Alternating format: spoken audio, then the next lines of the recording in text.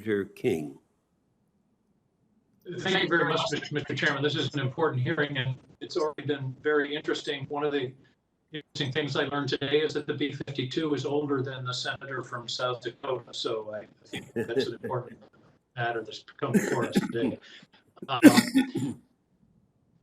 I think this is a very important hearing because deterrence, which has been the fundamental policy that has kept this country and the world safe from the use of nuclear weapons for 75 years, is based upon two elements: will and capacity. And this hearing today really is about both of those pieces. It's about rebuilding the capacity as a credible deterrent, but by providing this budget support, it demonstrates the will of the country. And that's why I think this hearing is so important and this budget is so important. And I think it's also important for people to remember and realize that, as already been testified, there's a great deal of money in here for non-proliferation, which is sort of the twin goal of our entire nuclear policy. I do have one specific question, Admiral. It may be out of your lane, but it certainly relates to this subject.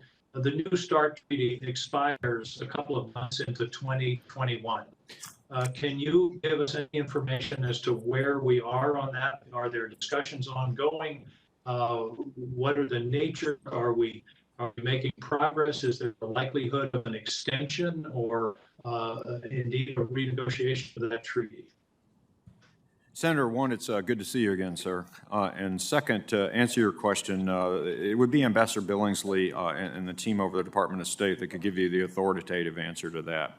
What I wanted to add, though, is that that process is so important to me and important to STRATCOM. And, as I have testified before, I'll support any arms control agreement that enhances the security of this nation, that I have dedicated my Deputy Commander, Lieutenant General Bussier, as a member of Ambassador Billingsley's team to ensure that he has the best available operational uniform military support that I know how to provide to that process. Over.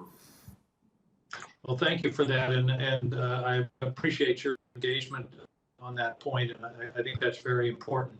And then finally, I do want to follow up, as Senator Kaine and several others have asked, about this carryover. And I understand the justification, but if it's a carryover of that magnitude each year, then that suggests that perhaps at least some portion of that money could be reallocated, for example, to that second Virginia-class submarine. So I'll look forward to seeing the written responses on that and talking with my colleagues about it. But again, I want to thank you all for a very impressive hearing, incredible level of knowledge and detail. And you all are really doing a significant